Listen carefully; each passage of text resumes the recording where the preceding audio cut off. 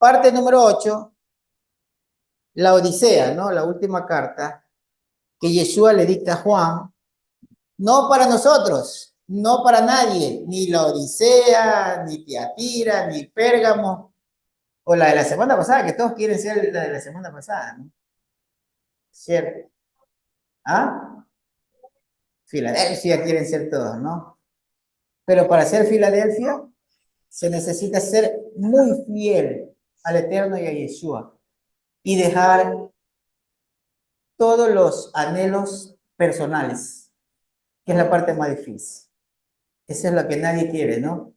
Todo el mundo quiere vivir en el pensamiento del Eterno, tomar las promesas del Eterno, ¿cierto? Todo el mundo quiere abrazarlo a Yeshua, pero no dejar las cosas personales. Ahí es donde fallar, ¿sí? Ese es nuestro fallo. Ok, vamos. ¿Ya pusimos la fotografía? Sí, ¿no? Ok, vamos a la primera cita. Apocalipsis capítulo 3, versículo número 14.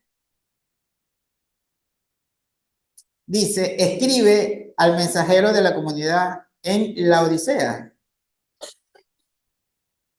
Mire cómo dice la Reina Valera ahí. Acá dice el amén, el testigo fiel y verdadero. ¿Así dice la Reina Valera? El amén, ¿no? Mire, el amén. Todas estas versiones dicen el amén, ¿no?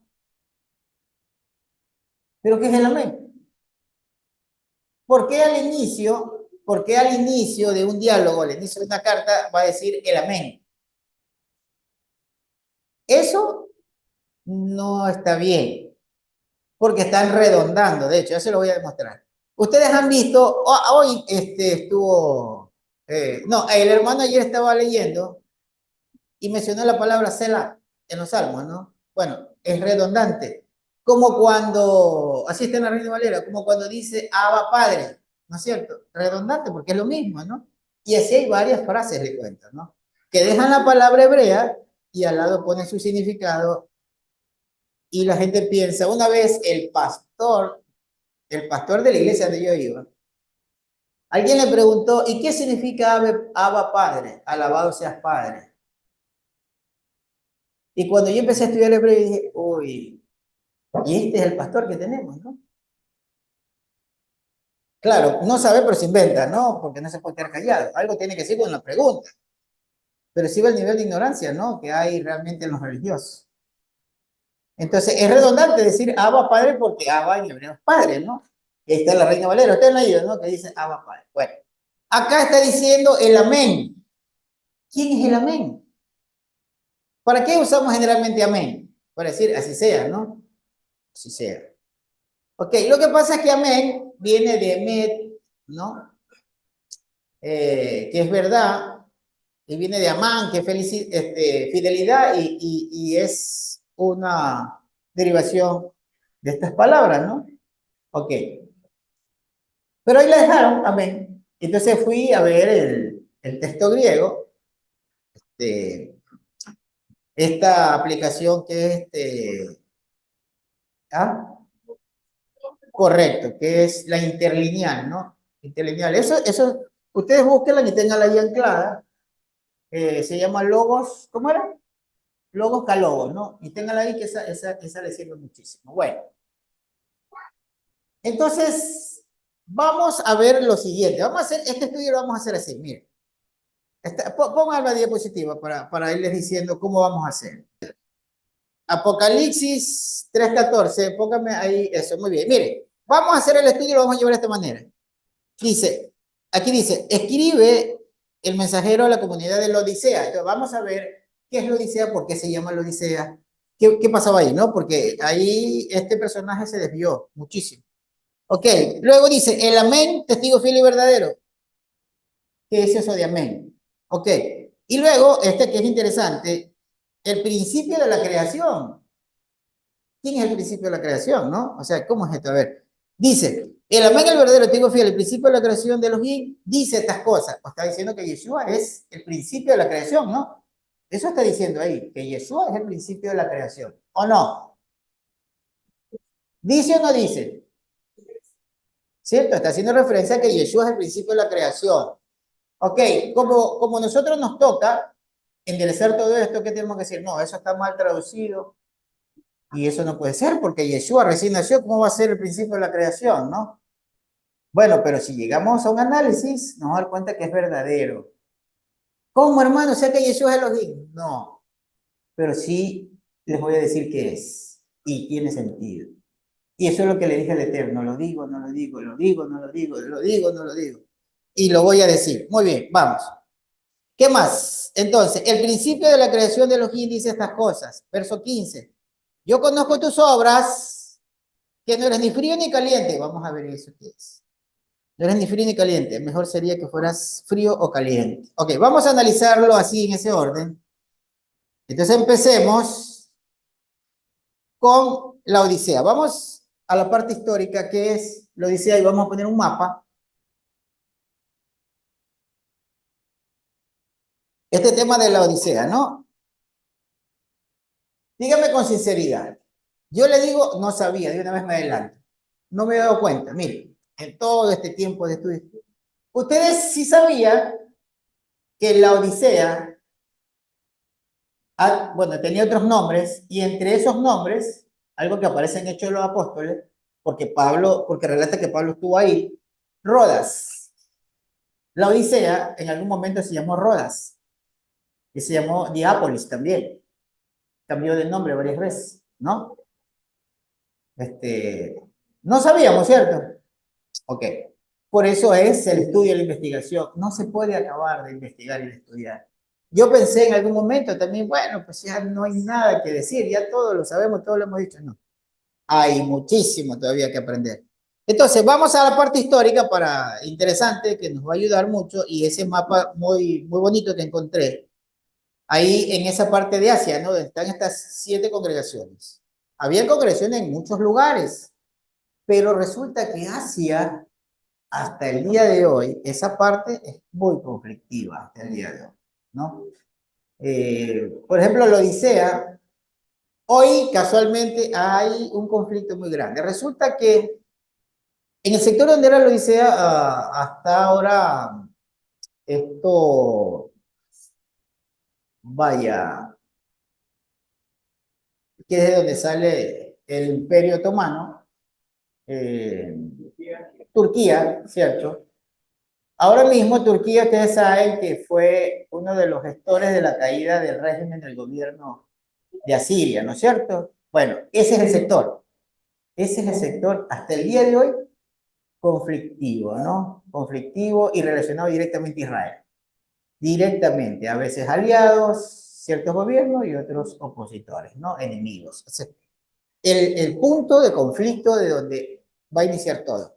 Fíjense que está profetizado en el libro de Ezequiel que dice que se va a sacar el río de Éufrates y por ahí van a cruzar los soldados Cáucaso, que, o sea, hasta ahora nadie me quita de la mente que es Rusia, que va a entrar por ahí, que va a tomar dominio en Israel, necesita ser aliado de Turquía, ¿cierto? Pero resulta que Turquía en este momento se volvió aliado de los revolucionarios de Asiria, y los revolucionarios de Siria son aliados de Israel y de Estados Unidos a través de la CIA y a través del Mossad, ¿no?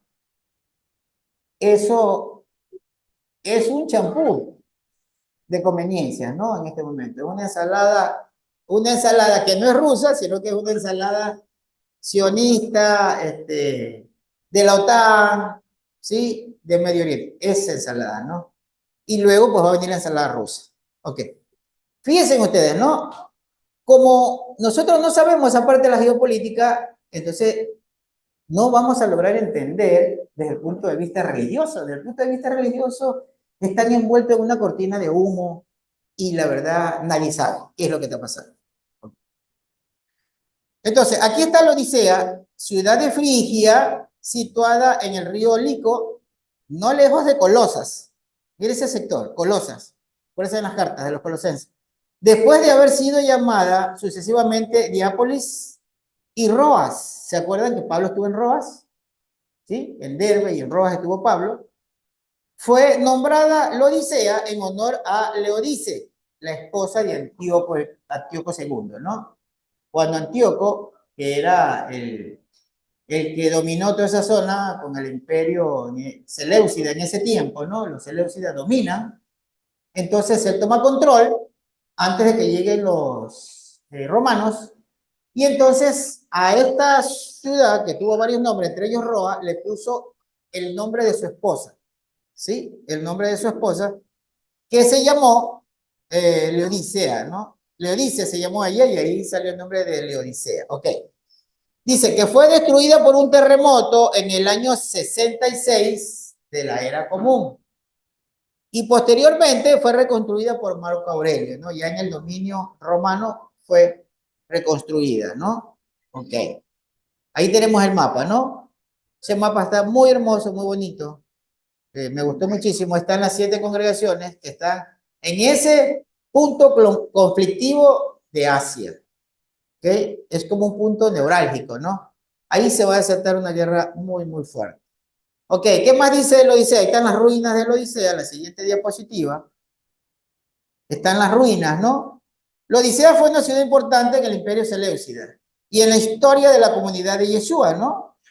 Si usted lee esto de manera cristiana, diría la historia de la comunidad cristiana, ¿no? La fundación. El rey Seleucida Antíoco II fundó la Odisea alrededor del año 260 antes de la era común o antes de Yeshua, y la nombró así en honor de la esposa lo dice, ya lo dijimos. El comercio de la Odisea fue una ciudad comercial próspera que se encontraba en la intercepción de dos importantes rutas, y eso, por ejemplo, le da mucha importancia, ¿no? A una ciudad, porque las rutas son rutas fluviales, ¿no? Dice, era famosa por sus textiles de lana y algodón y también vendían una pomada para los ojos. Muy famoso, ¿no? Era eso. En la Odisea se hizo un sínodo entre los años 636 y 363, perdón, y 364 se celebró un sínodo regional cristiano, ahí sí ya era el cristianismo, en la Odisea. Este concilio fue formado por 32 clérigos de Anatolia, la actual Turquía, ¿no? Porque era el sector de dominio de Turquía, lo que hoy es Turquía. Bueno, fue abandonado, no dice abandonamiento. La Odisea fue abandonada alrededor del año 610 de la era común, ¿no? Debido a un terremoto devastador. O sea, estaba en una zona sísmica, ¿no? Porque varios terremotos hubo ahí en la Odisea. Bueno, esa es la parte histórica del sector, del sitio. Un sitio, un lugar, digamos que muy concurrido, de mucho poder económico, era alto el comercio. Y por ende, siempre hay un peligro, hermanos, para los dirigentes. Cuando hay prosperidad, porque esta es una ciudad muy próspera, en medio de, digamos, engranaje de negocios y de diversos compromisos, es donde nosotros podríamos fracasar. Y le digo por experiencia propia. Mire, nosotros, ¿sí? En serio. Y solo cuando uno realmente tiene los pies bien puestos sobre la tierra y ama más al Eterno que cualquier cosa en este mundo, toca orar y así se pierda todo. Decirle al Eterno, sácame de aquí que todo se pierda, pero la verdad, no quiero dejar el servicio. Eso es fuerte, eso es fuerte. De pronto también le cambia la vida drásticamente. En un momento estuvo muy bien, pero por el servicio del Eterno, pues le toca estar un poco incómodo, pero sirviéndole al Eterno, que la recompensa al final es mucho mayor que lo que se puede perder en esta vida, ¿no? Entonces, eso sí, me di cuenta que siempre está haciendo hincapié en estas cartas, ¿no? A los dirigentes, porque del dirigente depende la congregación. Si el dirigente se desvía, la congregación no va a marchar bien. Realmente el que está al frente de la congregación o el grupo que esté al frente de la congregación tiene que estar dedicado al servicio, dedicado al servicio, dedicado al servicio. No le digo que no trabajen, le digo que hay que estar pensando todo el tiempo en el servicio. Cuando pensamos en los negocios y dejamos de pensar en el servicio, ahí comienza realmente un declive, ¿no? Un declive. Y se comienza a desprender del primer amor. Ok. Vamos a la siguiente diapositiva. ¿Qué es el amén? A ver, ese amén que ponen ahí, ahí lo dejaron, ¿no? El amén. Ok, aquí está, ¿no? Codificado con el diccionario Strong esa palabra, la G281. En griego se pronuncia mep, es amén, ¿no? Dice aquí que es una palabra de origen griego, ¿no? Aquí se las trae. Ahí está la fotografía, ¿no? De la traducción. Una palabra de origen, de origen hebreo, ¿no? Que ciertamente significa así sea, ¿no? Así sea o sea cierto. Pero resulta que esta frase también significa fiel, fidelidad, verdadero o fidelidad, por su raíz. Y depende de dónde usted lo ubique en el diálogo o en la oratoria, en la expresión, es el sentido que le tenemos que dar, ¿no? Entonces, en la siguiente diapositiva vamos a ver su significado desde el griego, ¿no? Desde el griego, ¿qué significado le dan? Firme, fiel, desierto o amén, ¿no? Dice, al comienzo de un discurso seguramente, verdaderamente o de verdad. Al final, así sea, pero eso es cuando va al final. Pero al comienzo es verdaderamente, ¿no? Pero la palabra realmente significa firme o fiel, ¿ya? Ok. Abajo, en la parte de abajo, ustedes ven una información adicional. Dice, fue transliterada directamente desde el hebreo. Yo se la subrayé ahí, ¿no? Fue directamente transliterada del hebreo al griego del Nuevo Testamento, luego al latín, luego al inglés y a muchos idiomas. De modo que es prácticamente una palabra universal. Se la ha llamado la palabra más reconocida en el lenguaje humano. La palabra está directamente relacionada, de hecho, es así, casi idéntica a la palabra hebrea para creer, ¿no? Que es la palabra man, que es creer. Ok. Entonces, ¿qué es lo que pasó? Que dejaron la palabra men y al lado le pusieron el fiel, pero es lo mismo realmente. Ok, lo que está diciendo ahí es que Yeshua es el fiel, ¿no? Fiel, netamente fiel. Eso es. Y fíjense ustedes que luego en la siguiente diapositiva, en el capítulo 19, versículo 11 de Apocalipsis, ahí dice realmente qué es lo que representa Yeshua y qué nombre se le da a Yeshua.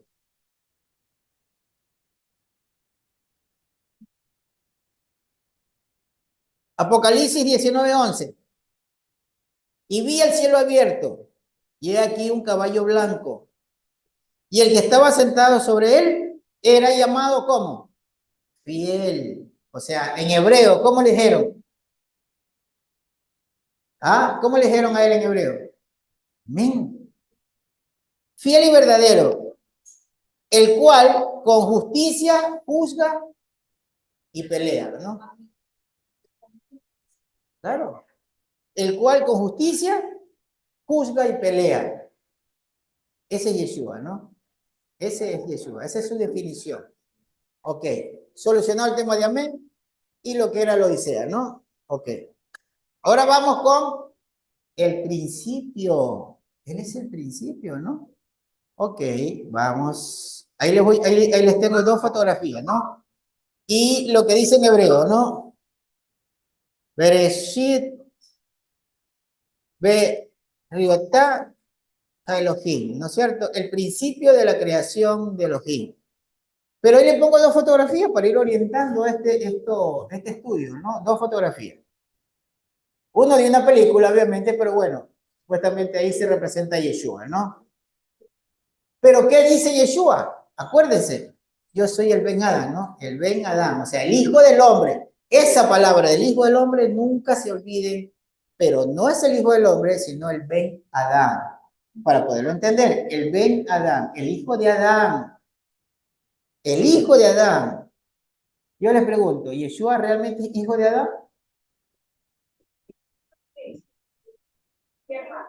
¿Pero por qué?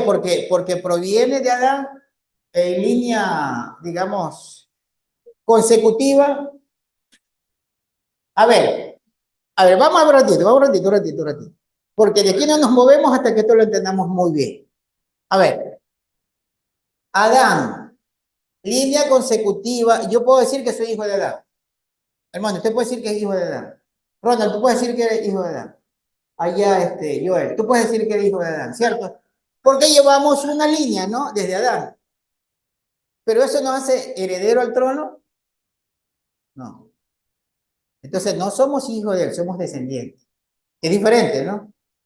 Porque el que tiene el trono es el hijo, pero tiene que ser hijo directo para tener el trono. Yo le pregunto, Yeshua, Yeshua, fue engendrado por el Espíritu Santo. O sea, no tiene padre humano, ¿cierto? Según la religión, no tiene padre humano, engendrado por el Espíritu Santo. Como le escribió David, digamos que por la parte legal asume el trono de David, ¿no es cierto? Y por ende es rey de Israel. Ok, hasta ahí bien, en manera legal. Pero ¿por qué asume el reinado universal de todas las naciones si no es hijo directo? Es más, no es hijo de un hombre. Entonces por ahí eso había una ambigüedad, algo le faltaba. Bueno, ahí están las dos fotografías, ¿no? Veamos la fotografía de nuevo. Sí, el principio de la creación de Elohim. Pero concentrémonos en la dos fotografías. Una fotografía está Adán, ¿no? O sea, esa pintura simboliza a Abraham, la creación del hombre, ¿no? Perdón, Adán, ahí está Adán. Adán, la creación del hombre, ¿no? Y en la otra está Yeshua, y Yeshua dice, pregona, él dice con su boca que él es hijo de Adán. En ese tiempo nadie decía, yo soy hijo de Adán, todo el mundo decía, soy hijo de Abraham. Todos decían, somos descendientes de Abraham. Él no. Él dice, yo soy hijo de Adán. Él no se hace hijo de Abraham. Yo soy hijo de Adán. Bueno, ¿por qué? ¿Por qué? ¿Por qué? ¿Y por qué? ¿Y por qué él tiene que heredar el reino del mundo? A ti te daré las naciones si me lo pides, dice el Salmo, ¿no? Yo te he generado y a ti te daré las naciones si me lo pides. Ok, vamos a ver. Sigamos a la siguiente diapositiva y ahí vamos a tratar de encontrarle el eslabón perdido, ¿no?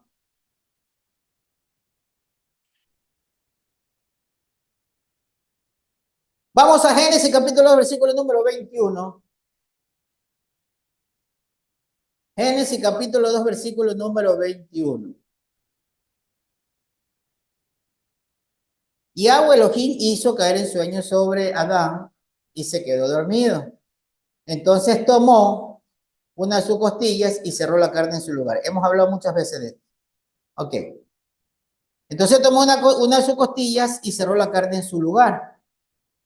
Y de la costilla que Yahweh Elohim tomó de Adán, del hombre, hizo una mujer, clonó a una mujer con ingeniería genética. Él creó a una mujer porque ahí dice claramente, ¿no? Hizo una cirugía, cortó el lugar, sacó material genético y cosió otra vez, porque dice que después cerró la herida, ¿no? O sea, eso es una cirugía, así lo quieran ver con un ojo religioso, eso es una cirugía. Porque cortó, hizo una incisión, ¿no? Sacó y luego dice que cerró el lugar, o sea, hizo una sutura. Eso se llama cirugía. Así lo quieren esconder como quieran. Y con ese material genético que retiró del Adán, le hizo a una mujer. No la hizo aparecer, no tomó lodo, no sopló, no. Y dice que con ese material genético hizo. La única forma de hacer a un ser con material genético, eso se llama clonación. Ese es el procedimiento genético. No existe otro. Ok. Eso en cuanto a Eva. Eva es clonación de Adán. Por eso él dice, ahora tú eres hueso de mis huesos, o sea, tú eres clonada de mí. ¿O no dice eso, Manuel? Hueso de mis huesos. Tú saliste de mí. Tú eres clonada. Ok. Hasta ahí estamos bien, ¿no? Ok. Entonces, dice que Yahweh Elohim hizo caer en sueño sobre Adán y se quedó dormido, entonces tomó de su costilla y cerró la carne en su lugar. Y de la costilla que Yahweh tomó del hombre hizo una mujer. Hizo, o sea, se logró a través de la ingeniería genética, se logró. Bien, vamos a la siguiente diapositiva y veamos esto. A ver, siguiente diapositiva, ¿no? Ahí hay una fotografía del ácido desoxirribonucleico. ¿Ok? Una cadena genética. Lucas 1:30. El libro del Evangelio de Lucas, en el capítulo 1, versículo número 30, dice lo siguiente, y esto está profetizado en Isaías, ¿no? Entonces el ángel dijo a Miriam, ¿no? Aquí dice María. Entonces el ángel dijo a María o a Miriam, no temas, porque has hallado gracia delante de Yahweh. Y aquí, concebirás en tu seno. Era virgen, ¿no? Era virgen, nadie la había tocado, y estaba separada para ser la esposa de José, de Joseph. He aquí que concebirás en tu seno y parirás un hijo, y llamarás su nombre Yeshua. Este será grande y será llamado Hijo del Altísimo. Dice, será llamado Hijo del Altísimo. No dice será Hijo del Altísimo, ¿no? Dice, será llamado Hijo del Altísimo. Vamos a diferenciar todo esto porque es importantísimo, ¿no? Porque realmente el Eterno sí dice, ¿no? Dice, hijo mío eres tú porque yo te engendré. El Eterno reclama algo porque él hizo la operación de engendrar. ¿Ok? Por eso dice, será llamado Hijo del Altísimo, ¿no? Vamos, Lucas 1:32. Este será grande y será llamado Hijo del Altísimo. Y le dará Yahweh, Elohim, el trono de David, su padre. Ok. Mire, no saque la fotografía un ratito. ¿Por qué puse esta fotografía de esa cadena genética? Es porque la única manera, la única forma de poder comprender esto es que acá realmente se hizo una operación genética. Una operación genética que la llevó a cabo el Eterno o que la ordenó el Eterno para que los técnicos genetistas que él tenía de alto nivel en esa época, con alta tecnología en esa época, realizar esta operación en Miriam. La operación hoy en día se llama inseminación. Lo hacen muchísimo en el mundo, ¿no? Pero yo había algo en el que no me cuadraba, ¿no? Yo siempre decía, el Eterno tenía el material genético de Adán porque hizo a Eva. Ustedes me han escuchado decir eso, ¿no? Le sacó a Eva y él conservó el material genético. Pero he estado viendo en la ciencia, bueno, con el material genético, cómo la vas a inseminar si necesita es semen espermatozoide necesita. Entonces, bueno, me he estado dándole y buscando, y cuando uno busca encuentra, y cuando uno pide se le da, ¿cierto? Le dan porque le dan. Recuerde que a Jeremías le dijo, tú pregúntame y yo te informo, ¿no es cierto? Pregúntame y yo te informo. Ok, vamos a la siguiente diapositiva. Salmos capítulo 2, versículo número 6. Salmos capítulo número 2, versículo número 6. Con esta parte de que, bueno, de que el Eterno tiene material genético de Adán, ¿no? Y así es como inseminó a Eva, yo me estaba bloqueando un poquito ahí y ya estaba como los religiosos que dicen, pero que Dios es poderoso y puede hacer lo que quiera, ¿no? Pero ¿cómo? De material genético, ¿cómo lo hace esperma para que logre lo que se logra, valga la redundancia, cuando se hace la inseminación, porque se necesita ese esperma, ¿sí? O sea, tiene que ser esperma realmente, ¿no? El contenido para que pueda fecundar. Yo decía, pero ¿cómo? Quiero encontrar en la ciencia cómo pueden lograr que de un material genético cualquiera puedan hacer eso. No se puede. No lo he encontrado. Los genetistas no dan resultado de eso. Pero entonces ya me puse a pensar, bueno, pero si lo hizo dormir a Adán, sacó material genético, eso es más difícil que tomar una muestra de semen de Adán. Eso es sencillo, ¿no? No tarda mucho, ni es doloroso, ni tiene que abrir nada. Eso fue lo que hice, dije yo. Eso hiciste, ahorita no me vas a engañar. Eso hiciste, y vámonos por ahí. Entonces, bueno, ¿y cómo hiciste para esperar 2000 años? ¿No? No, a ver, 4000 años casi. ¿Cómo hiciste? Eso se va a echar a perder, pero resulta que no se echa a perder y ya tengo la prueba y la evidencia. Ya la tengo la evidencia. Vamos, primero leemos aquí. Salmo capítulo 2, versículo número 6. Salmos capítulo 2, versículo número 6. Dice, pero yo mismo he consagrado a mi rey sobre Sión, mi santo monte.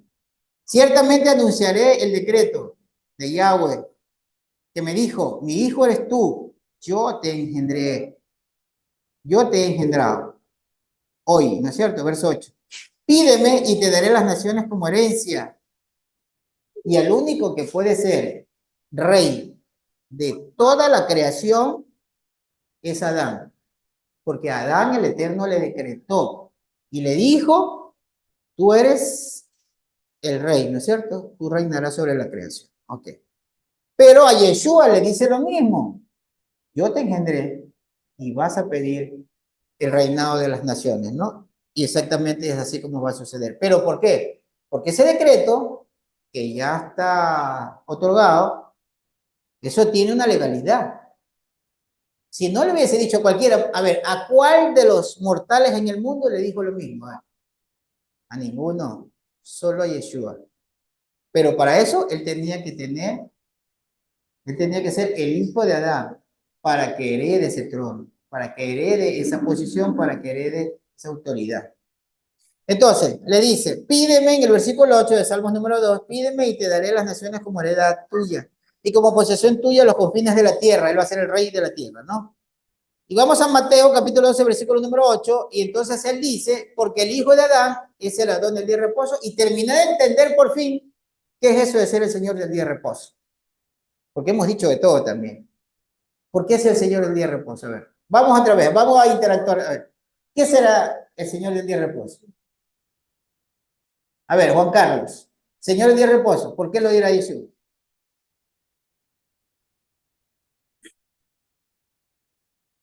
Señor del día de reposo, ya que el hijo de Adán es el Adón del día de reposo. Y yo ahí les puse una fotografía, ¿no? Ahí al lado de estas citas, ¿no? Porque me fui a investigar y a leer sobre este tema de la fertilidad, de los bancos de semen y de la inseminación, ¿no?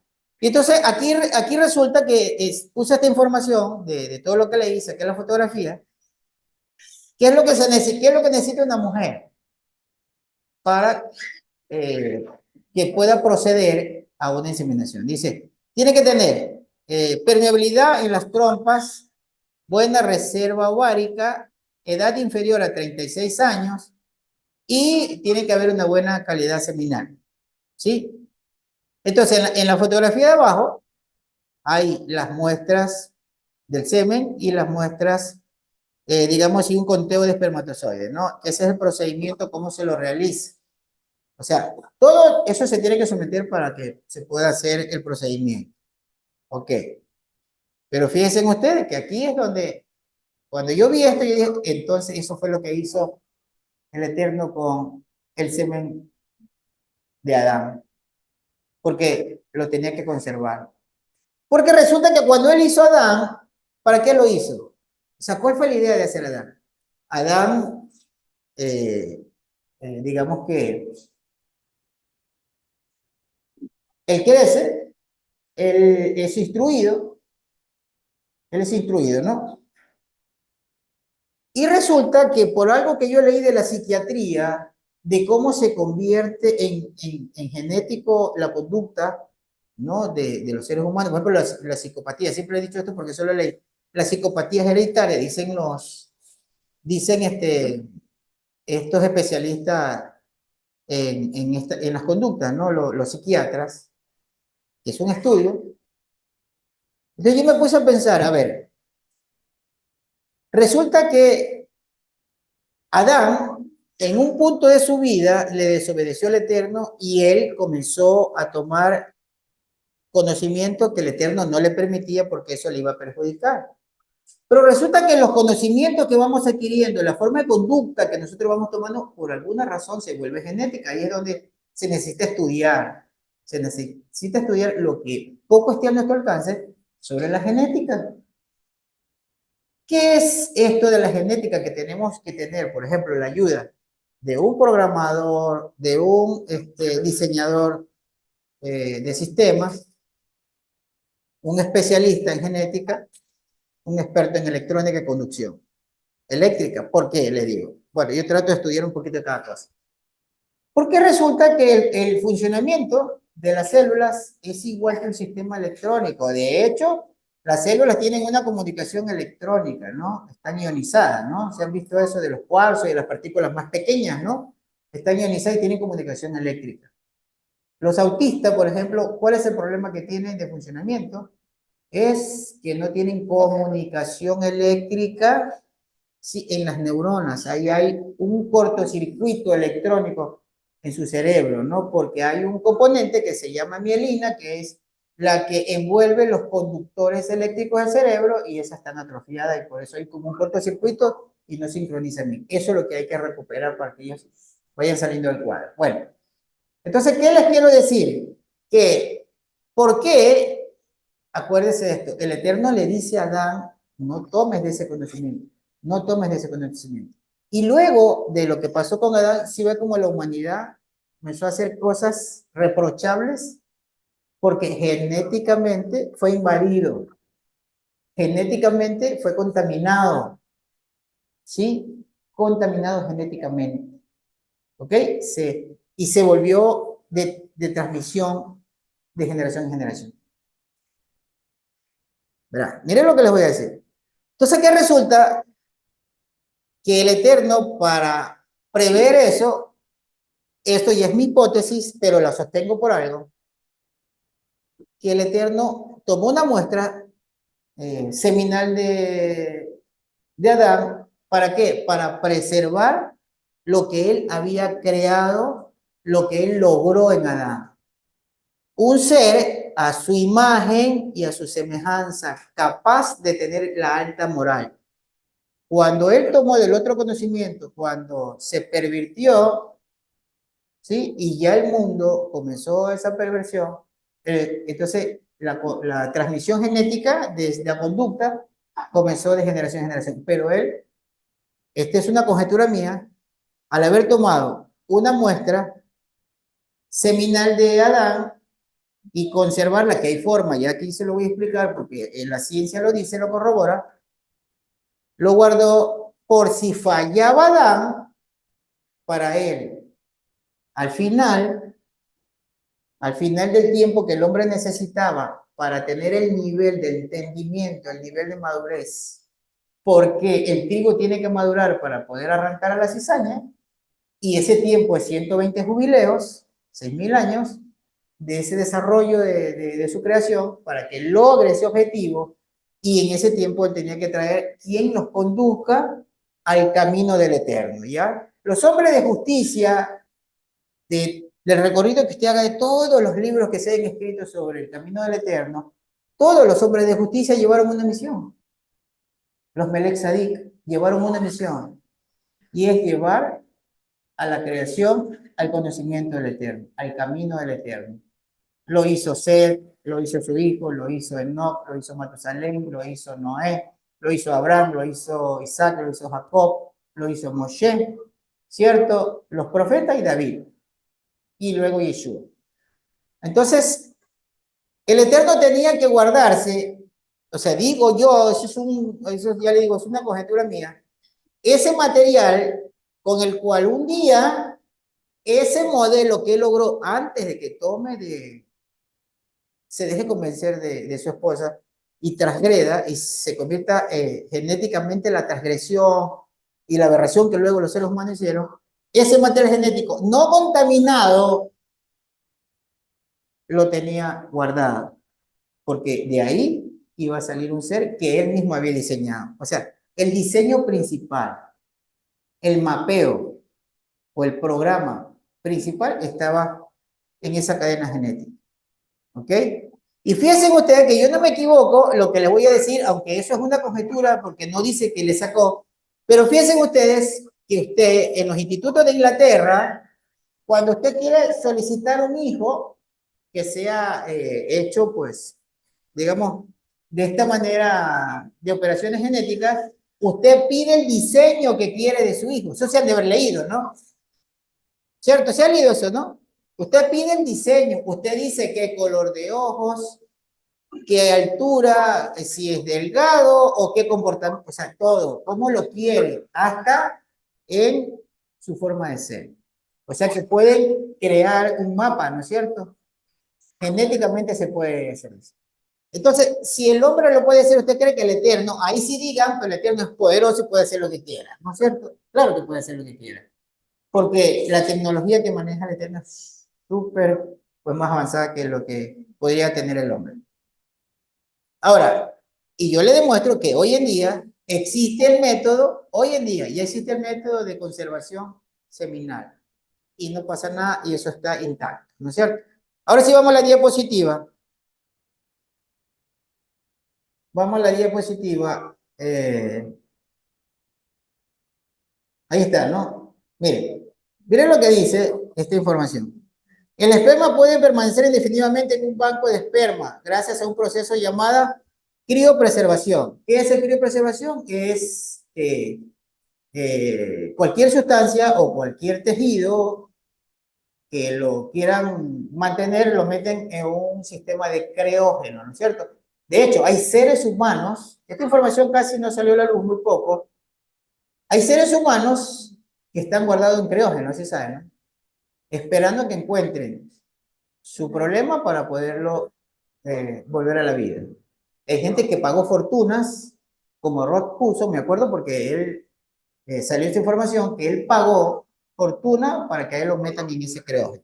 Y hay otras personas ahí, en los criógenos. Ok. Eso es secreto, obviamente, ¿no? Pero ahí está, porque estaban esperando que los genetistas puedan lograrlo. Entonces, les repito, el esperma puede permanecer indefinidamente en un banco de esperma gracias a un proceso llamado criopreservación. Este método consiste en congelar el semen para preservar la fertilidad del hombre, similar a la técnica de vibración de ovocitos que realizan las mujeres. Cuando los especialistas en reproducción recomiendan congelar muestras de semen, normalmente el objetivo principal es preservar la fertilidad que se ve comprometida debido a diferentes motivos. Entonces, mire usted, mire lo que le voy a decir, pero pónganme en atención. Miren, resulta que según los genetistas, lo mejor que puede ser un ser humano, y eso es bíblico, y ahí le voy a hablar del primogénito. Esto es bíblico. ¿Qué dicen los genetistas? Lo mejor que puede hacer un varón es que en su mejor momento, en su momento más potencial, saquen muestra seminal y las guarden en el banco de esperma. ¿Por qué? Porque dice que está en su mejor momento de fertilidad. ¿Qué es lo que dice, por ejemplo, Jacob de Rubén? Y varios, ¿no? Dice ahí en la escritura. Dice que el primogénito, ¿qué es? Es la primera fuerza, ¿no es cierto? Eres mi primer vigor. O sea, sí es verdad, ¿no? O sea, el mejor momento de la fertilidad es cuando se es joven. Entonces, por eso los genetistas dicen y recomiendan, tomen una muestra seminal y guarden el criógeno. Y cuando quieran tener un hijo, digamos, totalmente, pues, sano de esa manera, ahí está su fertilidad, ¿no? Interesante, ¿no? O sea, naturalmente, pues vamos a tener un primogénito y después se supone, y eso es bíblico, que va bajando el vigor, dice, ¿no es cierto? Entonces, va descendiendo, y por eso el primero es primogénito, y por ser primogénito tiene doble porción, ¿sí? ¿Sí ve? O sea, yo les trato de relacionar porque no es locura lo que están diciendo, ¿no? No están diciendo locura. Dice, este método consiste en congelar el semen para preservar la fertilidad del hombre, similar a la técnica de vitrificación de ovocitos que realizan las mujeres. Cuando los especialistas en reproducción recomiendan congelar la muestra de semen, normalmente el objetivo principal es preservar la fertilidad que se ve comprometida debido a diferentes motivos. Las muestras congeladas pueden mantenerse en un banco de semen indefinidamente sin que vea comprometida su calidad. Listo, solucionado el problema. Yo ya sé, me lo dejo para mí, el que lo quiera aceptar, pues que lo investigue, pero esa era una conjetura, y yo le decía, ¿lo digo o no lo digo? Sí. ¿Por qué es Yeshua, hijo de Adán? Porque a Miriam le hicieron una inseminación, y para hacer la inseminación tiene que haber inseminado con semen, no existe otra posibilidad. Para que ella haya dado a luz, tiene que haber tenido ahí material seminal, ¿sí? De ahí el resto, lo que nosotros sabemos que tenía menos cromosomas, eso es ingeniería genética. Que se puede lograr, hoy lo están logrando. Usted mapea cómo quiere a su hijo y lo pide allá en un instituto de Inglaterra y usted mapea y le dice de esta manera lo quiero. Listo, lo ordeno y se lo envío por DHL, ya está. Así mismo funciona ahora, o sea, ya no hay... O sea, ya no hay tabú en esto, ¿sí? Eso es ciencia y tecnología que había en esa época que el Eterno manejaba. No había en el planeta, obviamente, pero sí fuera de aquí. ¿Ok? Si nosotros no abrimos los ojos a esta realidad, siempre habrá gente ahí que le diga a los demás, nosotros fuimos creados por los extraterrestres. No hay ningún Dios. Porque cerramos nosotros el entendimiento a ver realmente quién es el Eterno. Claro, no, Dios es poderoso, sea lo que sea, sí, pero ellos están convenciendo a los demás con una versión más real de los hechos. El religioso le dice, no, Dios es poderoso y se acabó el problema. Los allá le dicen, no, ven acá. Aquí están los seres que nos crearon. Y aquí tienen tecnología. Y mira de esta manera, y te dicen cómo lo hicieron, porque fue verdad. Porque fue verdad, porque ellos vinieron y comenzaron a hacer ingeniería genética, hicieron una subcreación también. Eso es verdad. Pero ¿cómo hizo el Eterno al Adán, que es el que va a acabar con el resto de las cosas que no tienen que estar en este planeta? Lo hizo así. Logró un diseño en él y luego tomó una muestra. ¿Por qué? Porque él ya sabía que Adán realmente iba a tomar un camino equivocado, ¿no? Vino yo él, ¿qué le estás pensando? La mujer, por supuesto, pues. Es real, es verdadero. Es verdadero, es la mujer. No se casó. Él no se casó. A ver, Pablo, ¿quién dice? Pablo dice así, porque no fue Adán el que cayó, sino Eva, ¿no es cierto? Eso dice Pablo, ¿no? Y saben que Pablo por eso fue que no se casó. Por eso no se casó, por eso él lo dice. No fue engañado, no fue engañado Adán. La que fue engañada fue Eva. Entonces él decidió ser soltero. Y él explica en 1 Corintios capítulo número 7, explica y dice, no es que yo no quiero que los jóvenes no se casen. Lo que pasa es que el que no se casa se dedica al Eterno. Porque el que tiene su esposa, la esposa le da palo, lo manda a cocinar, lo manda a hacer las cosas y de paso a trabajar y se gasta la plata. Entonces dice, si ve que no es negocio casarse, mejor no se case. Ese es el problema. O sea, realmente el problema es que nosotros somos influyentes, ¿no? Entonces, Yeshua se dedicó solo al servicio del Eterno, ¿sí? Solo al servicio del Eterno. Y ahí él buscó solo el camino del servicio, ¿ya? Eso lo imitó Pablo. Pablo dice, yo lo he imitado a Yeshua, ¿no? No le digo a los jóvenes que no se casen, no, tranquilo. Le estoy diciendo lo que pasó y por qué Yeshua no llevó realmente la labor que le encomendaron hacer, ¿no? Ok, bueno, ya vieron que sí se puede guardar indefinidamente, ¿no? En un criógeno ese material. Es que no existe otra forma, hermano. Usted va a buscar la fórmula y no existe otra porque Miriam no pudo ver concebido del aire. No, eso no existe, eso no es real. ¿Tú qué dices, Manuel? ¿Qué sabes esta parte de la biología? Pero una mujer puede embarazarse sin que haya un material, eh, o sea, ningún tipo de material. Solo con óvulo puede tener un hijo.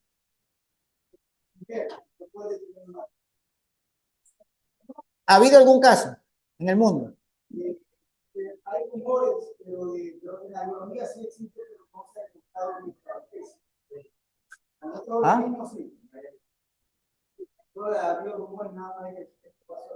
Ah, no hay evidencia científica. O sea, existe como, digamos, una teoría, ¿no? Una teoría.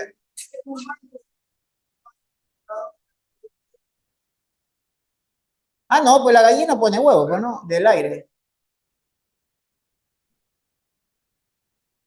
Hay un animal que se reproduce solo. He escuchado que hay una especie de ratas que se reproducen solas sin tener macho. No sé si sea verdad, pero he escuchado que hay ratas, una variedad de ratas que se reproduce solas, sin macho. Eso dice, no lo sé. Y el eterno de la legalidad no se salta. No se salta la legalidad porque es un marco que él lo hizo.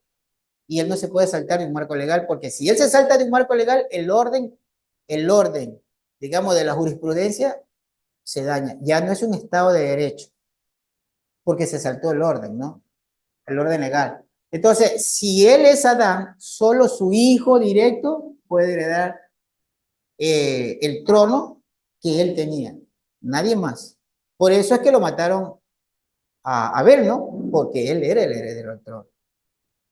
¿Por qué Caín mató a Abel? La mayor prueba de que Caín no era hijo de Abel, perdón, de Adán, Caín no era hijo de Adán, es porque mató a Abel.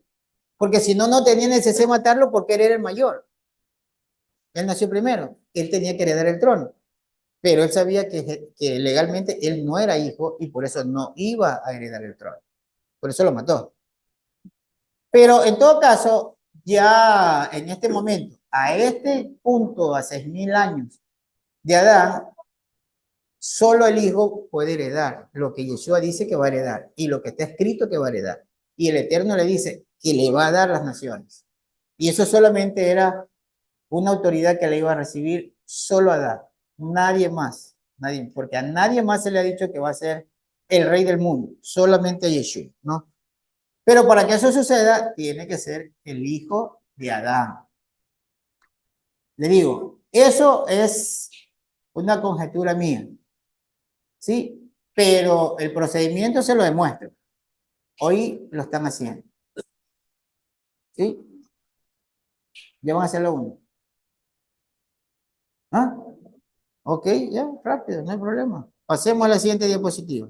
Entonces, bueno, eh, ¿qué es lo que les dejo para que lo investiguen, para que lo piensen y para que lo analicen? ¿Cómo es que aparece Yeshua diciendo que es el hijo de Adán? ¿Por qué dice él que es el hijo de Adán si nadie dice que es el hijo de Adán en ese tiempo? No había nadie más que lo decía, solo Yeshua. No existía nadie más. No existe una literatura de todo lo que he revisado que alguien diga, yo soy hijo de Adán. Nunca nadie lo mencionó. Solo Yeshua. ¿Ok? Que si lo sabía o no lo sabía, por alguna razón él decía, yo soy el hijo de Adán. Ok. Lo que pasa es que como la traducción dice, soy el hijo del hombre, y ahí nadie se da cuenta, ¿no? Pero él dice, yo soy el hijo de Adán. Ok. Bueno, ahí se los dejo, pero ya lo dije. Ahora, vamos a esta parte. No eres ni frío ni caliente. Ahí hay bastantito material que sí me alcanza media hora para terminar.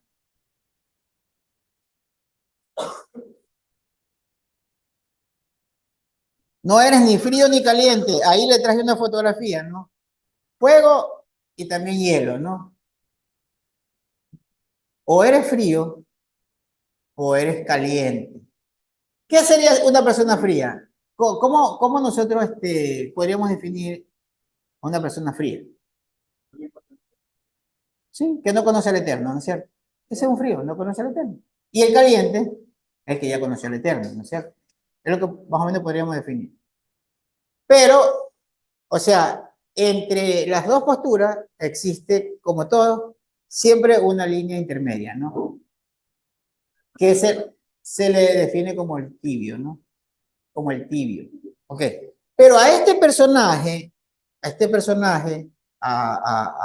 representante en esta localidad, en la Odisea, le dice, no eres frío, obviamente porque ya conoció al Eterno, pero tampoco eres caliente, ¿no? Ni estás frío, o sea, ya no eres frío obviamente porque ya lo conoció, pero tampoco te mantienes caliente. ¿Y qué dice? Vamos a Apocalipsis 3:15. Yo conozco tus obras, que ni eres frío, ni eres caliente. Mejor sería que fuera frío o caliente. Verso 16 de Apocalipsis 3. Así que porque eres tibio y no frío ni caliente, te voy a vomitar de mi boca, ¿no? Le está diciendo a un dirigente de una congregación. Porque no te mantienes caliente, pero tampoco eres frío, porque por último, o retrocede y renuncia, y ya te defines, o te mantienes caliente, pero como no hace ninguna de las dos cosas, vamos a parafrasear. ¿Qué es lo que le está diciendo? Le está diciendo, me estás viendo la cara. Eso es lo que le está diciendo, y es en serio, o sea, solo estás usando mi nombre, y le estás sacando provecho a eso, eso es lo que estás haciendo. Versículo número 17. Ya que tú dices, soy rico, ahí está el punto, lo que le decía, ¿no? Como era una localidad de mucho movimiento, y les digo, generalmente esto va a suceder siempre, ¿no? Existen las posibilidades de negocio, se relacionan con alguien, eh, y bueno, de pronto al principio por ahí vamos pues, al negocio, ¿no? Después el negocio se vuelve más interesante. Si hay buena utilidad, el negocio es muy absorbente, ¿no?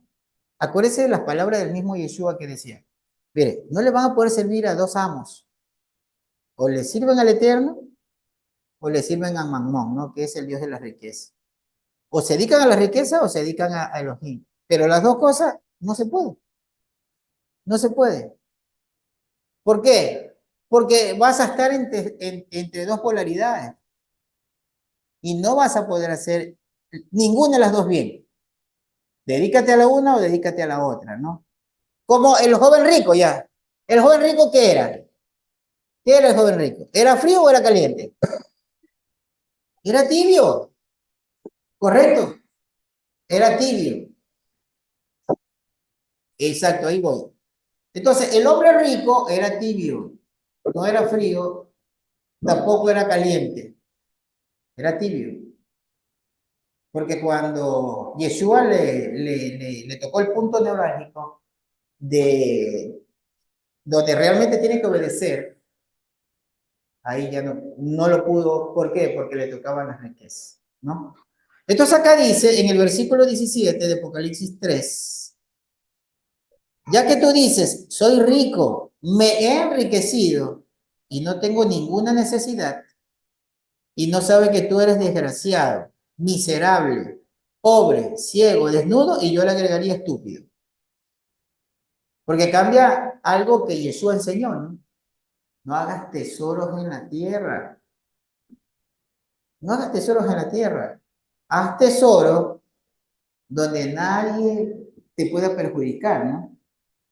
O sea, mejor trabájale al Eterno, haz riqueza, que llega un momento que ya no vas a trabajar, sino que vas a recibir la posesión y eso no lo vas a perder, nadie te lo va a quitar.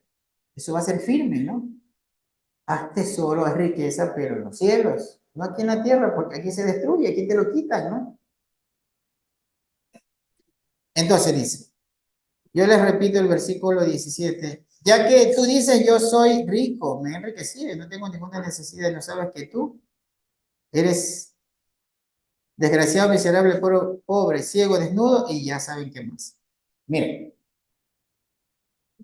si han escuchado esa frase que dice, este ser es tan pobre que lo único que tiene es dinero, ¿no? Sí, eso es una realidad, aunque por ahí una vez escuché a alguien que me dijo, esa es la frase de los tontos para consolarse en esa frase. No, eso es una realidad. Eso es una realidad de una persona que piensa que porque tiene dinero lo tiene todo. Y hay cosas que el dinero no puede resolver.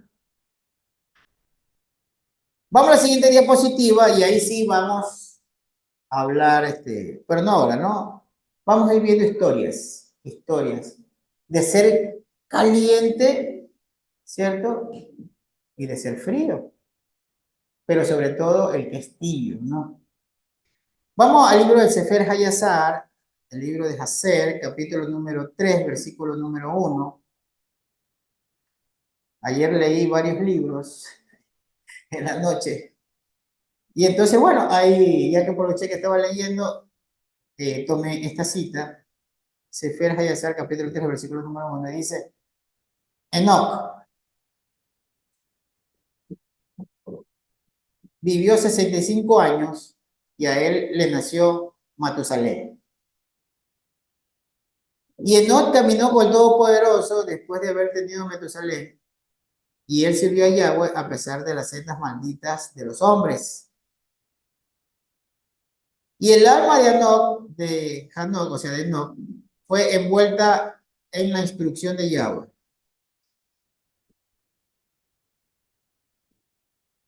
en conocimiento y entendimiento. Y él sabiamente se retiró de los hijos de los hombres y se secuestró de ellos por muchos días. Verso 3.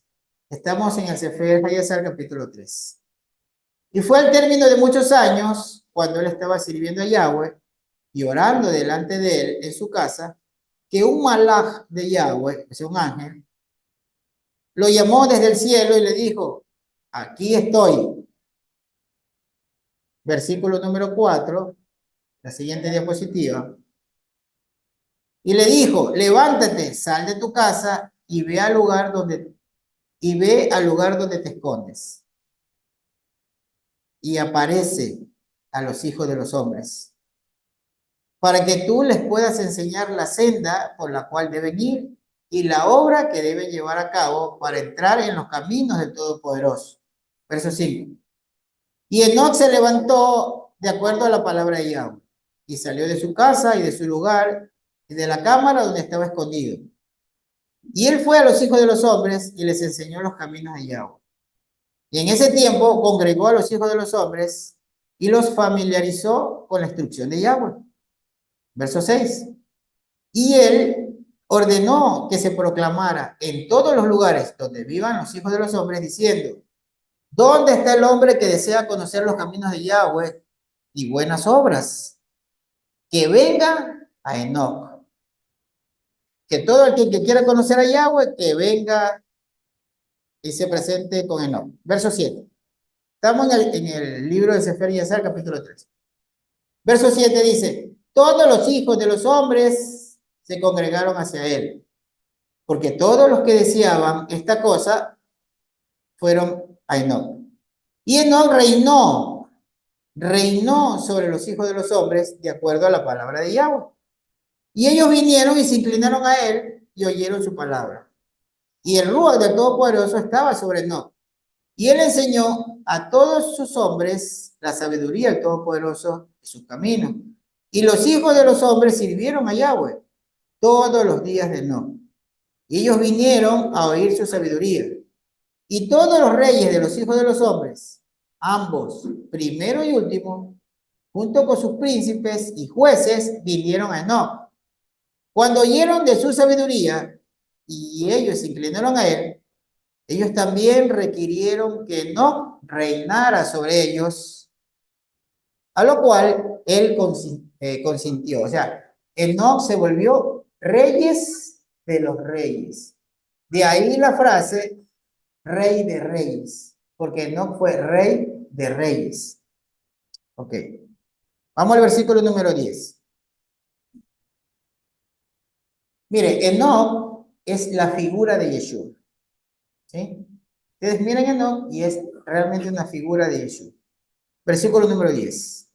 Y ellos reunieron por todo 130 reyes y príncipes, y ellos hicieron Enoc rey sobre ellos. Y ellos todos estaban bajo su poder y mando. Y Enoc les enseñó sabiduría, conocimiento y los caminos de Yahweh. Y él hizo shalom entre ellos, así como va a ser Yeshua. Y shalom por todo el oriente en la vida de Enoc. Versículo 12. Y Enoc reinó sobre los hijos de los hombres por 243 años. Y él hizo justicia y rectitud con todo su pueblo, y él los guió en los caminos de Yahweh. Y estas son las generaciones de Enoc. Y aquí está hablando de Matusalén, Elisha y Elimelech. Entonces, este Enoc, ¿cómo lo podríamos definir? ¿Tibio o caliente? ¿O frío? Caliente, ¿no? Calientísimo que se quemaba, ¿no? Porque ser caliente es estar en el servicio del Eterno. Es un hombre caliente, ¿no? El que se aferra al Eterno, el que deja todo por servir al Eterno. No es que mi trabajo es, pero ¿qué hago? Pues si mi trabajo es primero. Bueno, mire, esto es sencillo. A cada uno se le va a pagar según la obra que presente delante del Eterno. A cada uno se le paga según la obra, ¿sí? Entonces, yo podría matarme diciéndole todos los días lo mismo. Y ustedes después decir, estás loco. ¿Cómo voy a dejar yo lo que estoy haciendo por disque ir al servicio del Eterno? Bueno, yo lo que hago es lo que hicieron todos los que le sirvieron al Eterno. Ir y enseñar el camino del Eterno, ¿no es cierto? Ir y enseñar el camino, enseñar las instrucciones. Eso es todo lo que yo hago. Porque así se hace porque yo quiero ser caliente, mantenerme caliente, ¿sí? Ahora vamos a ver cuando una persona se convierte en tibio, ¿no? Porque se olvida del Eterno. El tibio es el que se olvida del Eterno. El tibio es el oportunista, que cuando el Eterno ofrece, toma lo que ofrece, pero cuando hay que resistir, ya no hay que resistir. El oportunista, ese es el tibio, ¿ok? Deuteronomio capítulo número 8, versículo número 11. Deuteronomio capítulo, ya se me acabó la agüita.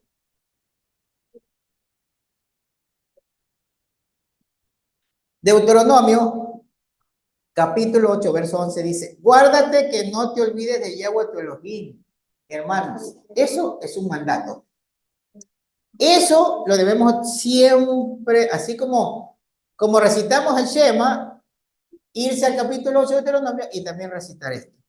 Guárdate que no te olvides de Yahweh tu Elohim, para observar sus mandamientos, sus derechos y sus estatutos que yo te ordeno hoy. Que quizás no comas y te hartes y edifiques buenas casas en que tú mores, y tus vacas y tus ovejas que se aumenten, y la plata y el oro se te multiplique, y todo lo que tuvieres se te aumente, ¿no? Y se eleve luego tu corazón, y te olvides de Yahweh tu Elohim, que te sacó de la tierra de Egipto, de la casa de servidumbre, que te hizo caminar por el desierto grande y espantoso, de serpientes ardientes y de escorpiones, y de sed, gracias, donde ninguna agua había, y él te sacó agua de la roca de pedernal. Mire, él está diciendo, ¿sabe de dónde te sacó el Eterno? Te sacó del cielo, de la poza, y te puso a vivir como príncipe, ¿no? Pero ahora que lograste, alcanzaste algo, entonces dicen, yo lo hice con mi propio esfuerzo. Bueno, ya te olvidaste de que realmente trabajó por ti. Ese es tibio. De él, ese personaje de la carta a la Odisea se convirtió en este. Porque mire, el Eterno nos ayuda, nos saca de los problemas, comienza a enderezar nuestro camino. No hay nadie que pueda dañar lo nuestro y no hay nadie que le pueda hacer daño si usted es recto. El Eterno lo protege, lo guarda. Y es bíblico, ¿no? Eso dice en el libro de Job. Siempre le va a probar también y le va a poner cosas para ver si usted realmente lo ama o se desvía en pos de los bienes. Y resulta que cuando obtiene lo más deseado, entonces, bueno, da igual, ir a Jehová. Y si no, pues, voy y doy lo que puedo y no lo que el Eterno merece. Que eso es lo que Él está esperando, ¿sí? Bueno, estábamos en Deuteronomio 8:11, ¿no es cierto? Vamos al versículo 16, la siguiente diapositiva. ¿Qué decía en el versículo 15? Que te hizo caminar por un desierto grande, espantoso, de serpientes, ardientes, de escorpiones, de sed, de ningún agua, donde no había agua, y te sacó agua del Perna. No, verso 16. Y te sustentó con maná en el desierto, comida que tus padres no conocieron, afligiéndote y probándote, para que luego en la postre hacerte bien, porque eso es, ¿no? La prueba, nunca se olviden de la prueba. La prueba, ¿sí sabe para qué? ¿En qué consiste la prueba? ¿Ah? ¿Por qué son las pruebas? ¿Qué pasa cuando uno pasa la prueba? Ok. Y cuando usted esté en una competencia y hay pruebas y si pasa la prueba, es ganador, ¿no es cierto? Ok. Eso es lo que hizo el Eterno. Dice, probándote para que a la postre hacerte bien, verso 17. Y digas en tu corazón, mi poder y la fortaleza de mi mano me ha traído esta riqueza. ¿Ah? El Eterno hace todo por ti y después tú dices, yo lo logré, yo lo hago. Esto es mío. ¿Sí? Yo soy aquí el bacán de la película, así se vamos a decir aquí, no en el argot popular. Verso 18. Antes, acuérdate de Yahweh de Elohim, porque Él te da el poder para hacer las riquezas, a fin de confirmar su pacto que juró a tus padres, como en este día, verso 19. Mas será que si llegares a olvidarte de Yahweh de Elohim y anduvieres en pos de dioses ajenos y le sirviere, uno de ellos es el Dios de la riqueza, ¿no? Y que le sirvieres y a ellos te encorvares. Protesto hoy contra ustedes de que de cierto van a perecer, van a ser destruidos. Versículo 20.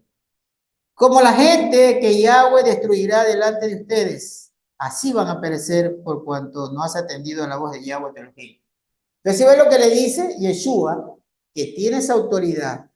Le dice a ese ángel, como no eres ni tibio, ni eres caliente, pues yo te voy a vomitar de mí. ¿Sí? Terrible, ¿no? Esa carta sí es muy, muy, muy, muy terrible. Te voy a vomitar, no eres frío, no eres caliente. Y dice que eres rico. Pero para mí, ¿qué eres? Eres un miserable para mí. Okay. Fuertes palabras, pero pues merecedoras, ¿no? Vamos a 2 de Pedro, capítulo 2, versículo 19. A ver qué tiene Pedro. No se preocupe que el encebollado está caliente, no se va a enfriar. 2 de Pedro, capítulo 2, versículo número 19.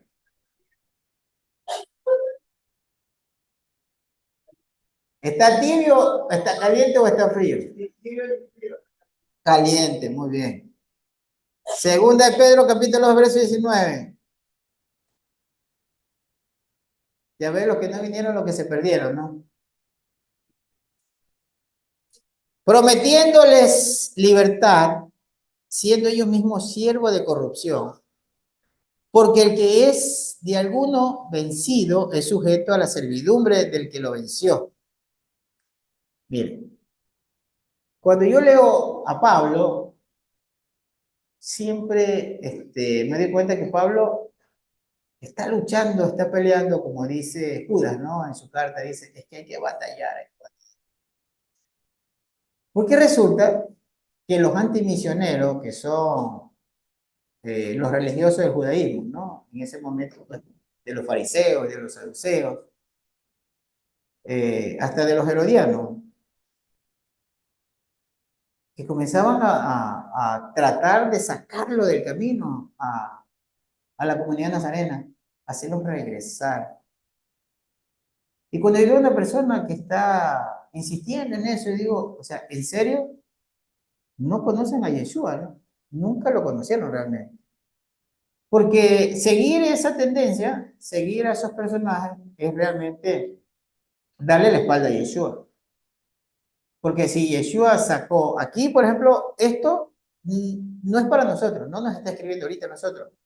Es algo que está pasando en ese momento, lo que Pedro está hablando. O sea, se están dejando convencer. Viene Yeshua y Yeshua ¿qué dijo? De cierto les digo. Esto está en Juan capítulo número 8, a partir del capítulo 24, eso se extiende hasta el 40 y pico, 50 versículos. ¿Qué le dice? De cierto les digo, que el que es esclavo del pecado, ¿no es cierto? Se hace esclavo del pecado. Pero, ¿qué es el pecado? Era la transgresión a la Torá que se estaba permitiendo por los políticos religiosos del momento, ¿no? Todas esas, lo que se conoce como sectas o agrupaciones o partidos políticos, digámoslo de esa manera, que cada uno tenía una ideología diferente, ellos convencían para que regresen, o sea, eran antimisioneros, ¿no? Los querían hacer regresar a ellos, que regresen al pensamiento de ellos, ¿no? ¿Se acuerda que Yeshua le decía, ustedes hacen un prosélito, pero le cierran las puertas? No entran al reino ustedes y tampoco les dejan entrar a ellos, porque se los llevan hacia ustedes, a su pensamiento. Y eso hasta el día de hoy es real. A los de raíces hebreas son a los que más quieren sacar, ¿no? Con los cristianos se hace un poco difícil, pero los de raíces hebreas los llevan al pensamiento judaico. Entonces es un engaño decir, no, si yo soy mesiánico, pero estás atendiendo a la enseñanza de un rabino. No eres seguidor de Yeshua, porque estás siguiendo un rabino. Y Pablo dice de estos personajes, ustedes cayeron de la gracia del Mesías. Se engañan a sí mismos pensando que verdaderamente van a recibir lo que el Mesías ofrece. Pero él dice que no. Él dice que no. En Apocalipsis capítulo número 22, versículo 14, dice todo lo contrario. Él dice lo contrario. Entonces aquí está diciendo Pedro, porque el que es de alguno vencido es sujeto a servidumbre del que lo venció, ¿no? Porque se dejó vencer, lo hizo retroceder. Ir a servidumbre es ser esclavo de la transgresión, porque lo que enseña ese movimiento es a transgredir la palabra del Eterno. Y eso no es que lo digo yo, eso lo dice Yeshua, ¿no? Ustedes lo leen en Mateo capítulo 15 y le dice, ustedes cambiaron la palabra del Eterno por mandamientos de hombre. O sea, eso lo dice el mismo Yeshua. Ok. Verso 20. Ciertamente, si habiéndose ellos apartado de las contaminaciones del mundo por el conocimiento del Adón y Salvador Yeshua HaMashiach, y otra vez envolviéndose en ellas, son vencidos, su fin les es hecho peor que al principio. Verso 21. Porque mejor les hubiera sido no haber conocido el camino de la justicia, que después de haberlo conocido, retornar, ¿qué dice tornarse atrás? No, retornar atrás del santo mandamiento que le fue dado. Verso 22. Pero les ha acontecido lo del verdadero proverbio. El perro volvió a su vómito y la puerca lavada volverse al cielo, ¿no? Y eso es real, ¿no? Se ha visto cuando lavan a los cerdos otra vez se tiran ahí, ¿no? Al fango. Y dice que el perro vuelve a su vómito, ¿no? Que era de lo que hablaba aquel varón aquel día, ¿no? ¿Y qué es que el perro vuelve a su vómito? Hacer lo que él hace, ¿no? O sea, pensar en el judaísmo, ir a los parashá, pensar siquiera en lo que ellos dicen. Nada de eso sirve para nada.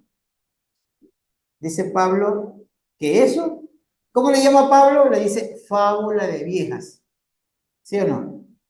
Sí, eso no sirve, inservible. Él dice que todo eso lo echó y lo tuvo por basura, todo lo que él había aprendido. Okay, pero hay personas que se aferran a eso, no, que son sabios. Hombre, muéstrame la sabiduría. Muéstrame dónde dice en alguno de esos sabios que había ingeniería genética en ese momento. Ninguno lo dice. No son sabios, pues. No son sabios. Claro. ¿Cuál de ellos se dio cuenta que cuando hicieron la Torre de Babel descubrieron el petróleo? Ninguno. No dice. Porque no son sabios. Porque no son sabios, simplemente, ¿no? Okay. Vamos otra vez al Sefer Hayazar y ahí sí vamos a hablar del hermano de Abraham. ¿Sí? Mira este personaje, ¿no? Este sí es el verdadero tibio. Este sí es el verdadero tibio. Sefer Hayazar, padre de Sara, ¿no? Y de Lot. Sefer Hayazar, capítulo 12, versículo número 18. En el capítulo 18, verso 12, pero Aram en ese tiempo se sintió inclinado a seguir las sendas de Abraham, pero lo mantuvo dentro de él mismo, dice. O sea, yo sigo, o sea, es interesante lo que escucho de Abraham, ¿no? Pero me quedo callado, yo no digo. Sí, y así hay hermanos, yo he visto. No, sí, hay que guardar la Torá, sí, todo, todo. Pero no le dice a nadie, se queda callado. No porque después me echan de la congregación donde yo voy. O no porque es que voy a ser mal visto. Voy a ser visto como un judaizante, mejor. Cayetano, ¿no? Y eso no está bien. Eso no está bien, ¿no? ¿Por qué? Porque ¿qué dijo Enoch? Miren la diferencia, ¿no? Que dijo, a ver, vayan y pregonen a todos. Pregonen que hay que seguir la senda del Eterno, ¿no? Pero este no, dice, capítulo 12, verso 18. Pero Arán en ese tiempo se sintió inclinado a seguir la senda de Abraham, pero lo mantuvo dentro de él mismo, o sea, en secreto, ¿no? Verso 19. Y Arán dijo en su corazón, he aquí ahora, el rey ha agarrado a Abraham por causa de estas cosas que Abraham hizo. Y vendrá a suceder que si Abraham prevalece sobre el rey, yo lo seguiré a él. O sea, no se quiere sacrificar, ¿no? Dice, no, no, no, no. Si Abraham, yo Cayetano, callado, en secreto, me parece interesante, pero vamos a ver esa pelea, ¿no? Si Abraham prevalece, lo sigo a Abraham. Y si prevalece el rey. Entonces dice, yo lo seguiré a él, pero si el rey prevalece, yo seguiré al rey. Un mamarracho, ¿no? Hermano, ¿cómo se le dice en el ejército a los que son así? Mamarracho. Correcto. Este era un mamarracho. Versículo número 20. Y cuando Teraj había hablado esto al rey referente a Arán, su hijo, el rey ordenó que Arán fuera prendido con Abraham, que lo metan preso a los dos. Verso 21. Estamos en el capítulo 12 del libro del Sefer, ¿no? Y ellos los trajeron a ambos, a Abraham y a su hermano Arán, para echarlos al fuego. Los metieron en un horno, ¿no? Y todos los habitantes de la tierra, y los sirvientes del rey, y príncipe, y todas las mujeres, y los pequeños estaban ahí parados. Verso número 22, se me hizo muy grande esta cosa. Está bien que no vea, pero es muy exagerado. Verso 22. Y los sirvientes del rey tomaron a Abraham y su hermano y ellos los desnudaron de sus ropas, excepto por sus atuendos interiores que estaban sobre ellos. Verso 23. Y ellos ataron sus manos y pies con cuerdas de lino. Y los sirvientes del rey los alzaron y los echaron al fuego. Verso 24. Y Yahweh amaba a Abraham y tuvo compasión de él. Y Yahweh descendió. Ay, que se me viene esto por acá. Dice, y Yahweh descendió y liberó a Abraham del fuego, y él no fue quemado. Verso 25. Pero todas las cuerdas que los ataron estaban quemadas, mientras Abraham permaneció y caminó dentro del fuego. Verso 26. Y Abraham murió cuando lo echaron al fuego, y él fue quemado hasta las cenizas, porque su corazón no era perfecto con Yahweh. Y esos hombres, quienes los echaron al fuego, las llamas del fuego, se regaron sobre ellos y ellos fueron quemados. 12 hombres de ellos también murieron, ¿no? Los verdugos murieron también. Pero fíjese, ¿no? La joyita, ¿no? Aram. Yo me voy a quedar calladito de lo que dice Abraham, si parece interesante eso de andar guardando las cosas del Eterno, pero que hay un problema, ¿no? Yo tengo que ver qué me conviene. Tengo que ver qué me conviene. Pero el Eterno no le gusta eso. Toma una decisión, ¿no? Toma una decisión. O te vas hacia un extremo o te vas a hacer, pero en el centro no te vas a quedar porque yo no te lo permito. De pronto tiene misericordia si te vas al otro extremo, ¿no? Puedes decir, mira, ven para acá que estás equivocado. Pero eso de ser oportunista, no estar en el centro, no. Yo ya tengo lo que quería, y como para qué voy a seguir a los loquitos estos que dice que son de la escuela de Torah, verdad de vida. Eso están chiflados. Todos los días perdiendo tiempo ahí reunidos, todos los días ya cansan. Apocalipsis capítulo 3, versículo 18. Apocalipsis 3, 18. Y aquí vamos a terminar, Cristian, no te preocupes. Esta es la vencida.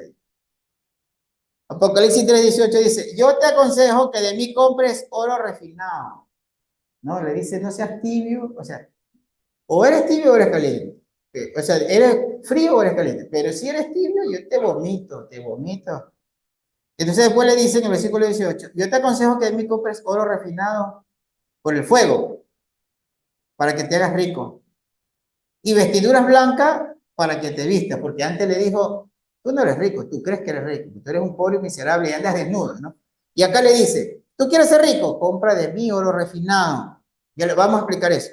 Compra de mí oro refinado, para que ahí sí te hagas rico. Y vestiduras blancas para que te vistas. Y yo quiero ser rico, yo lo que hago es comprar oro refinado y Yeshua, ¿no? Y vestiduras blancas, eso es lo que necesito, vestiduras blancas para que te vistas y no se descubra la vergüenza de tu desnudez. Y colirio para ungir tus ojos para que veas, porque de paso de todo eso era ciego. Pues yo me pongo lente, ¿no? Yo uso colirio también. Verso 19. Dice, yo reprendo y disciplino a todos los que amo. Sé pues celoso y arrepiéntete. Siempre da una oportunidad hasta el último, ¿no? Verso 20. Mira, yo estoy a la puerta y llamo. Si alguno oye mi voz y abre la puerta, entraré a él, cenaré con él y él conmigo. Y al que venza, yo le concederé que se sienta conmigo en mi trono, así como yo también he vencido y me he sentado con mi Padre en su trono. Verso 22. El que tiene oído, oiga, pero oiga y obedezca a lo que el Espíritu le está diciendo a las comunidades, ¿no? No es para que se adueñen de la carta, es para oír, es para entenderlo y sobre todo obedecer las recomendaciones, ¿no? Comprar oro refinado de Yeshua.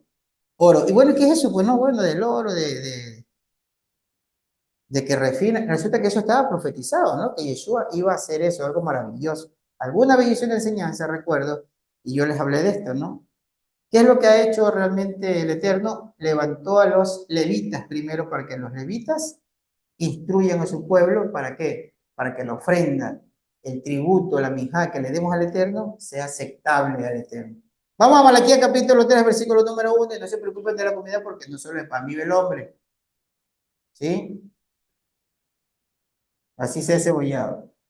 Malaquías capítulo 3, versículo número 1. Miren, yo envío mi mensajero a aclarar el camino delante de mí. Y el Adón que ustedes buscan vendrá de pronto a su templo. En cuanto al mensajero del pacto que ustedes desean, ya viene. Pero ¿quién podrá soportar el día de su venida?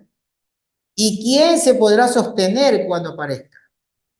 Porque es como el fuego de fundidor y como lejía de lavandero.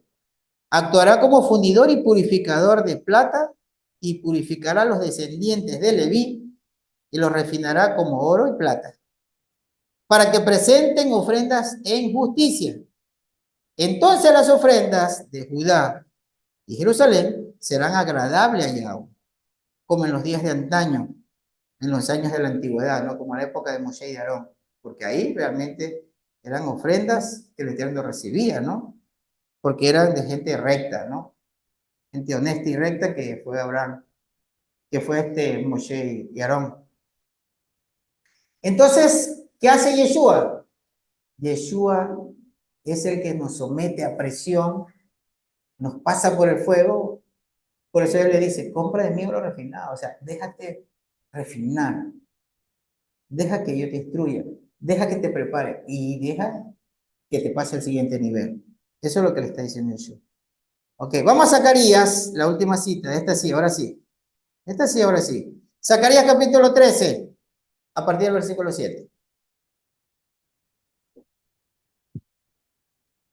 Zacarías 13:7. Oh espada, levántate contra mi pastor, el hombre encargado de mi rebaño, dice Yahweh de los ejércitos.